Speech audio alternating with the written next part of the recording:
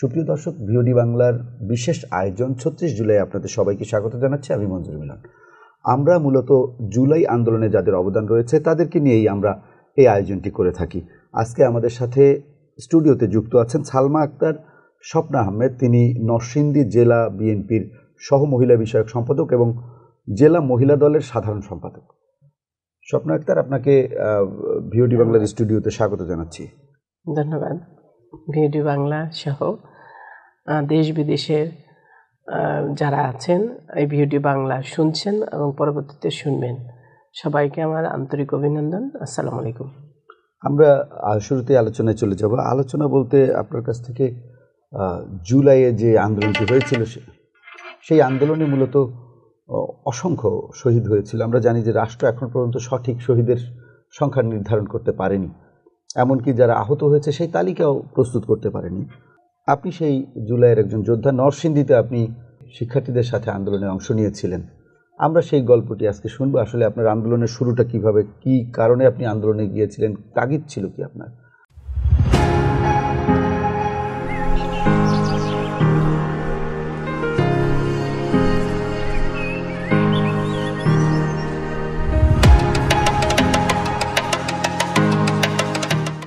প্রথমেই বলছি, আসলে ৩৬ দিনে তো কোনো আন্দোলন হয় না। আপনারা জানেন আমাদের অসংখ্য নেতাকর্মী নিহত হয়েছেন, আহত হয়েছেন। তো সেই একটা জনগণ একটা বিস্ফোরণ মুখর অবস্থায় ছিল, যার ফলে যে ছাত্ররা যে একটা আন্দোলন ঘোষণা দিয়েছে, তারা যে কোটার আন্দোলন, সেই আন্দোলনটাকে মানুষে আসলে ওইভাবে নিয়েছে যে ফ্যাসিস্ট বিরোধী যে আন্দোলন, তাদের যে আমরা যে একটা আন্দোলন প্রস্তুত করে রেখেছি, ওই আন্দোলনটা ছাত্রদের সহায়তায় আমাদের অ্যাক্টিং প্রেসিডেন্ট জনাব তারেক রহমানের এই আন্দোলনে সম্পূর্ণভাবে সহযোগিতা করে আমাদের এই আন্দোলনে থাকার জন্য উনি নির্দেশ দিয়েছিলেন বহু পূর্বেই, যে কোটা আন্দোলনের সাথে আমরা থাকি। এবং সেই ঘোষণার সাথে একাত্মতা প্রকাশ করেও আমরা স্টুডেন্টদের পাশে আমাদের মেয়েদের নিয়ে আমরা আন্দোলনের প্রথম দিন থেকেই একদম শেষ দিন পর্যন্ত আমরা মাঠে ছিলাম। তো এই আন্দোলনটা আসলে যেদিন শুরু করলেন, একেবারে প্রথম দিন থেকে, আপনি বললেন যে আন্দোলনের প্রথম দিন থেকে মাঠে ছিলেন, সেই প্রথম দিনের ঘটনাটি বলতেন যে আন্দোলনে আসলে কিভাবে পুলিশ বাহিনীর পাশাপাশি আওয়ামী লীগের যে হেলমেট বাহিনী, পাশাপাশি তাদের হাতে অস্ত্র ছিল, তাদেরকে মোকাবেলা করেছিলেন। নারী হয়ে কিভাবে তাদেরকে মোকাবেলা করেছিলেন কোনো অস্ত্র ছাড়া? প্রথমেই আমি আসলে জুলাই যুদ্ধে যারা নিহত এবং আহত হয়েছে তাদের আত্মার নিহত হয়েছে যাদের আত্মার প্রতি শোক এবং সমবেদনা, এবং আহত যারা হয়েছেন এবং আজকে যারা হসপিটালে মৃত্যুসজ্জা কাতরাচ্ছে, চিকিৎসার অনেকেই হয়তো ওইভাবে পাচ্ছে না, আমরা যতটুকু খবর জানি, প্রত্যেকের প্রতি আমাদের সমবেদনা।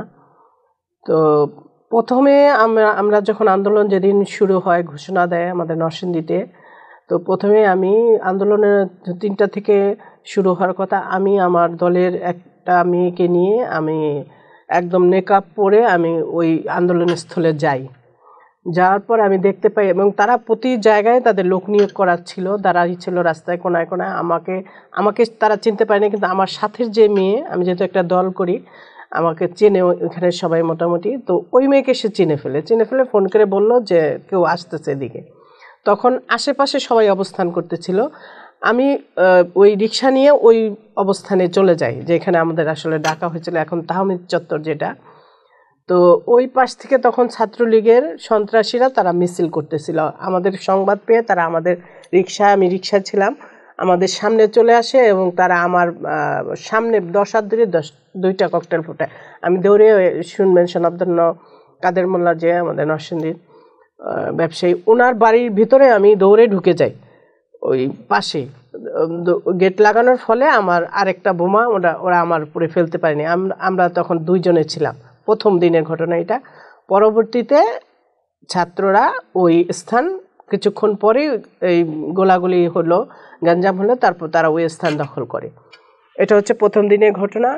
যে আন্দোলনের প্রথম থেকে শেষ দিন পর্যন্ত আমি ছিলাম। আরেক দিনের ঘটনা বলি, যেদিন আমাদের জেলা বিএনপির অফিস জনাব খালিল কবির খোকন ভাই, কেন্দ্রীয় কমিটির যুগ্ম মহাসচিব এবং নরসিংদী জেলা বিএনপির সভাপতি, ওনার বাড়ির কাছেই তাহমিদ চত্বর, আপনারা জানেন আন্দোলনের স্থল, কিছু দূরেই দেখা যায় ওনার বাড়ি থেকে, ওই মোড়েই ছাত্র জনতা আন্দোলন করতেছিল।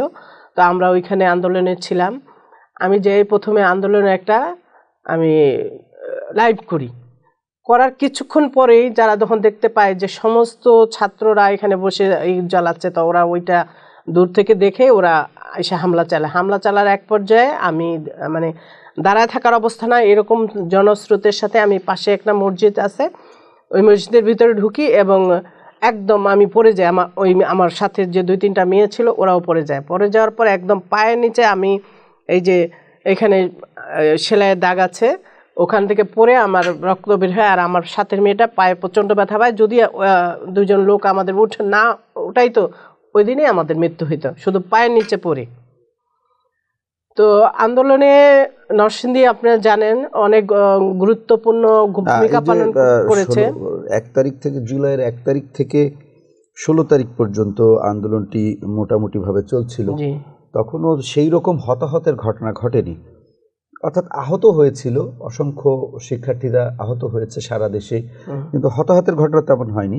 কিন্তু 16 তারিখে যখন আবু সাইদের মৃত্যু হয় রংপুরে, এরপরে ওই দিনই আমরা ওয়াসিমের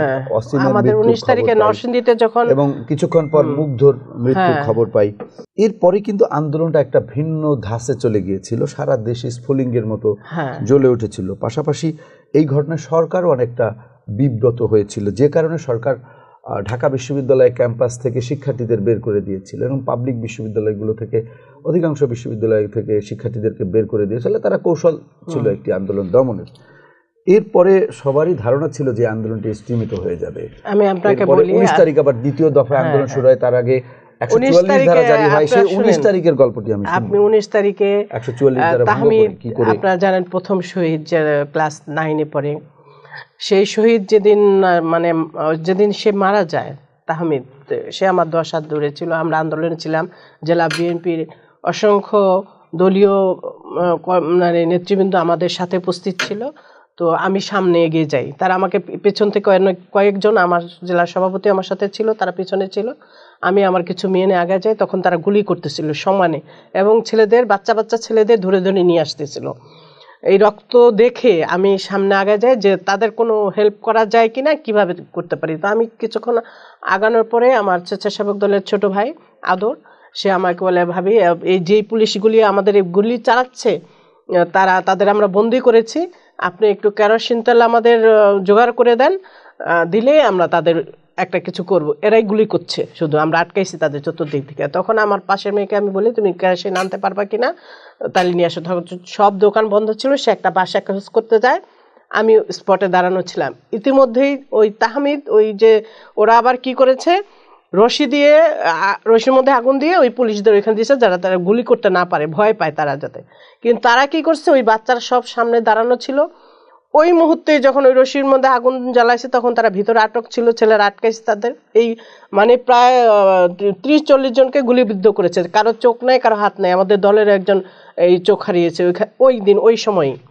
তো আমি দেখতেছি যে তারা গুলি করে তাকে ঝাঁঝরা করে ফেললো ওই মুহূর্তেই, এবং আমরা দ্রুত ওই পুলিশ আমাদের কাঁদানে গেছে। তখন আমরা প্রায় 2-3 ঘন্টায় যুদ্ধ চলতেছিল, তারা অবস্থান করতেছিল, আমরা অবস্থান করতেছিলাম, তারা কাঁদানে গ্যাস মারতেছিল।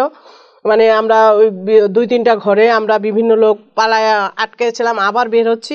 এই অবস্থার মধ্যে তাহমিদ মারা যায়। তাহমিদ মারার সাথে সাথেই আন্দোলন বেগবান হবে। পরের দিন যেদিন তাহমিদের সাথে সাথে আরও কয়েকজন এখানে শহীদ হয়, তখন ওই দিন আন্দোলন নরসিংদীতে। পরবর্তীতে যখন জেল ভাঙা হয় পরের দিন, সেই জেল ভাঙার পরেই মূলত সারা বাংলাদেশে আন্দোলন একটা গুরুত্ব পায়, এবং এই জেল ভাঙার পরেই সরকার বুঝতে পারছে আসলে তাদের আর ক্ষমতায় থাকার আর কোনো অধিকার নাই। এরপরে যখন অগাস্ট মাস শুরু হলো, অগাস্ট মাসের 1 তারিখ থেকে 5 তারিখ পর্যন্ত কিন্তু পুলিশ এবং আইন শৃঙ্খলা রক্ষার দায়িত্বে যারা ছিলেন তারা কিন্তু একেবারে নির্বিচারে গুলি চালাচ্ছে, এবং কোনো নরসিংদীতে কোনো বিএনপি নেতাকর্মী বা ছাত্র আন্দোলনের সেরা সমন্বয়ক তারা কেউ বাসায় থাকতে পারেনি। বাসায় এলাকায় হচ্ছে কারফুর মতো অবস্থা। আমার বাচ্চা, সে এতে পরে ব্র্যাক ইউনিভার্সিটি, সে আহত হয়েছে হাতে আন্দোলনের সময়। আমরা কেউ বাসায় থাকতে পারিনি। 3 তারিখে আমি ঢাকায় যে প্রোগ্রামটা ছিল আমাদের শহীদ মিনারে, কেন্দ্রীয় শহীদ মিনারে ওই প্রোগ্রামে আমি ছিলাম, এবং 3 তারিখ রাতে আমাদের একটা নির্দেশনা আছে আমরা যেন অবশ্যই ওই স্পটে থাকি, যে স্পটে আমাদের আন্দোলন হচ্ছে। আমি তখন জানেন আপনার সব কিছু বন্ধ ছিল, কোনো যানবাহন তারা চলতে দেয় না, ইভেন অ্যাম্বুলেন্সও না। তো আমি ওই মুহূর্তে আমি একটা মোটরসাইকেল যে কোনোভাবে আমাদের দলীয় বিএনপি দলীয় এক ভাইয়ের মানে ছোট ভাইকে নিয়ে আমি মোটরসাইকেলের উদ্দেশ্যে, যে আমার যেহেতু ওইখানে থাকতেই হবে, তো আমি রওনা দিই। পথে মধ্যে আমি যখন এই যাত্রাবাড়ি মোড়ে আসি তখন ছেলেটা শুধু বলছে, আপা 1 মিনিট লাগবে পার হলে আমরা আপনাকে আমি পৌঁছায় দিব নরসিংদীতে। তো ওই সময় উপরে থেকে যাত্রাবাড়ি প্লেন ঘুরতেছিল, গুলি নিচে পড়তেছিল, আমার এখনও গা শিশির করতেছে।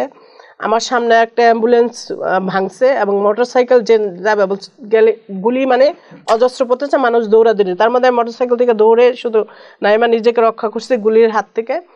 পরবর্তীতে তাই সে আমাকে বিভিন্ন জায়গা ঘুরিয়ে আমাকে নিয়ে গেছে, যে আমার মনে হয়েছিল যে প্রতিমূর্তি আমি মারা যেতে পারি, পেছন থেকে আমার একটা গুলি আসতে পারি। কিন্তু আমি ওই বৈষম্য বিরোধী আন্দোলনে ওই সময় আমার মনে হচ্ছে খুবই জরুরি থাকা। এই আন্দোলনের আসলে মানুষের যে প্রত্যেকটি মানুষই যারা সম্মুখ যোদ্ধা, পুলিশের সামনে অস্ত্রের সামনে যুদ্ধ করেছিল, তাদের প্রত্যেকের অবস্থাই কিন্তু এরকম যে কেউ মৃত্যুবরণ করতেই পারতো। সেরকম একটি পরিবেশের মধ্যে দিয়েই কিন্তু সবাই এই আন্দোলনে অংশ নিয়েছিল। আপনার মতো অসংখ্য মায়েরা, আপনি তো একটি রাজনৈতিক দলের কর্মী কিংবা নেতা বা নেত্রী, আপনার হয়তো রাজনৈতিক দায়িত্ববোধ বা আপনি তো জনগণের দায়িত্ব পালন করার জন্যই রাজনীতিতে এসছেন, কিন্তু আপনাদের বাইরেও সাধারণ অনেক মহিলা, সাধারণ অনেক নারী, সবসময় ছিল, তারাও তো জীবনের এরকম ঝুঁকি নিয়ে এই আন্দোলনের রাজপথে ছিল, তারা মায়েরা ছিল, এবং সবাই ছিল বলেই আন্দোলনটা সফল হয়েছে। আমি বলবো সবাই ছিল বলে এই আন্দোলনের শুরু থেকে শেষ পর্যন্ত আমি এই যে বাচ্চারা যারা ছিল তাদের আমি খাদ্য সহায়তা শুরু করে আর্থিক পানি, বিস্কিট প্রতিদিন আমি আমাদের মেয়েদের দিয়ে, মহিলা দলের মেয়েদের দিয়ে বিতরণ করতাম প্রতিদিন। 5 তারিখের অনুভূতিটা যদি একটু বলতেন। 5 তারিখ ওই যে আমি বললাম আমি তো অন্য বাড়িতে, আমার বাড়ির স্বামী ছিলাম না, তো পলাতক ছিলেন।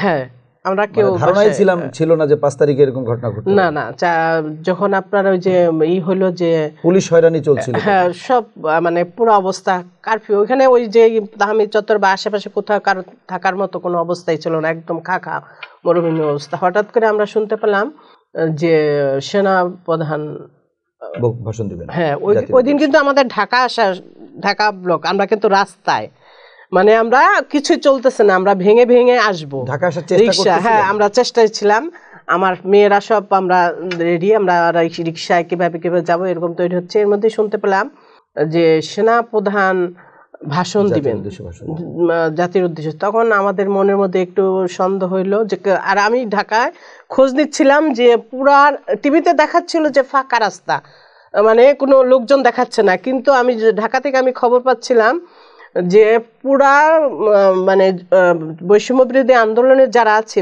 প্রত্যেকেই পুরা রাস্তা ব্লক করে ফেলছে, কোথাও কোনো মানে কোনো বাধা দেওয়ার মতো কোনো পরিস্থিতি নাই, সবাই রাস্তায় বসে গেছে, মানে কোনো শুধু মানুষ আর মানুষ, আমি শুধু খবর পাচ্ছিলাম।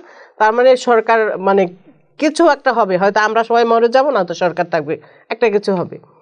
তো আমরা যখন মানে যা পথের মধ্যে ছিলাম তখন ওই মুহূর্তে শুনতে পারলাম, তাও আমরা স্টপ হলাম যে সেনাপ্রধান যেহেতু ভাষণ দেবেন তাহলে আমরা একটু অপেক্ষা করি কি অবস্থা হয়। তো ভাষণ দেওয়ার শুরুর কিছুক্ষণ মানে আমি সর্বপ্রথম ওই তাহমিদ চত্বরে উপস্থিত হই, যখন আমি একটা সংবাদ পাই একজন টিভি আপনাদের মাধ্যমে, উনি বলল যে আপা উনি বোধহয় চলে যাবেন, আপনারাই জিতে গেছেন সম্ভবত। এই খবরটা শোনার সাথে সাথেই আমি আমার সহকর্মীদের নিয়ে গাড়ি নিয়ে বের হয়ে যায়, এবং যার পরে তখনও ওইখানে আপনার সেনাবাহিনীর যেই ট্যাঙ্কগুলি ছিল সেখানে অবস্থান করতেছিল। আমরা দূর থেকে বেলানগর ব্রিজের মাথায় আমরা দাঁড়ানো ছিলাম। আমি ওই আরও সবাই একটু দূরে, কেউ আসতে পারতেছে না কাছে, কিন্তু সবাই শুনতে পারতেছে যে কিছু একটা হবে। তো আমরা কিছু অল্প কিছু আমরা বললাম যে সবাই আমরা জড়ো হই, এখানে জড়ো না হলে ওনারা মানে জায়গা দিবে না আমাদের। আমরা বললাম যে আমরা আন্দোলন করতেছি, আপনাদের তো কোনো ক্ষতি করতেছে না, এখানে জায়গা দেওয়া যাবে না। মানে আমাদের সরাসরি ওই ট্যাঙ্ক নিয়ে আমাদের ওরা বসে আছে, ওই জায়গা ছাড়তেছে না। ইতিমধ্যে আমরা সংবাদ সব জড়ো হচ্ছে। ও ভাষণ দিল, উনি ওই সেনাপ্রধান ভাষণ দিলেন। এর মধ্যে আমরা শুনতে পেলাম যে উনি চলে গেছেন। সেই মানে অভূতপূর্ব যে পরিস্থিতি সেটা আসলে ভাষায় প্রকাশ করার মতো না। এটা ওই মুহূর্তে আমরা যেই ছিলাম হয়তো দেখেছেন যে কিরকম মানুষের আসলে হাসি কান্না সব মিলিয়ে একটা অভূতপূর্ব একটা অবস্থার সৃষ্টি হয়েছে ওই দিন। একটা নতুন, আমি বলবো নতুন একটা বাংলাদেশের সেদিন সৃষ্টি হয়েছে, যে মানুষ এত মানে এত অত্যাচার আওয়ামী লীগের মানে সহ্য করেছে, এত অত্যাচার, সেই অত্যাচার থেকে মানুষ কিভাবে মানে আওয়ামী লীগ অনেক অত্যাচার নির্যাতন করেছে, সেই গল্প আমরা সবাই জানি। এবং সেই যে মানুষের একটা ক্ষোভের বহিঃপ্রকাশ মানুষ কিন্তু 5ই আগস্টের মধ্য দিয়ে আওয়ামী লীগকে বিদায় দিয়ে দিয়েছে। এমনকি আমরা বলতে পারি শেখ হাসিনার ক্ষমতার কবর রচনা করেছে।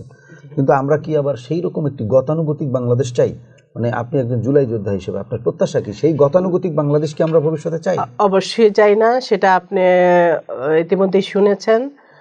আমাদের দল থেকে 31 দফা ঘোষণা দিয়েছেন আমাদের ভারপ্রাপ্ত চেয়ারম্যান জনাব তারেক রহমান, একটা নতুন বাংলাদেশ গড়ার লক্ষ্যে নতুনভাবে সবকিছু। এবং 31 দফাটা আপনি বিশ্লেষণ যদি আপনি কখনো পড়ে থাকেন বা জেনে থাকেন তাহলেই বুঝবেন যে আমরা একটা নতুন বাংলাদেশ গড়ার, বৈষম্য বিরোধী আন্দোলন করা, একটা শোষণমুক্ত একটা গণতান্ত্রিক রাষ্ট্র প্রতিষ্ঠা করার জন্য যা যা করা দরকার সবকিছু আমাদের 31 দফার মধ্যে আছে এবং সেটা আমরা করব এবং আমরা বদ্ধপরিকর। ধন্যবাদ আপনাকে আমাদের সাথে যুক্ত হওয়ার জন্য। আপনি ভালো থাকবেন, সুস্থ থাকবেন।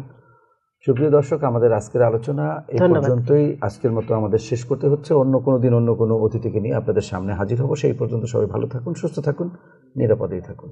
ধন্যবাদ।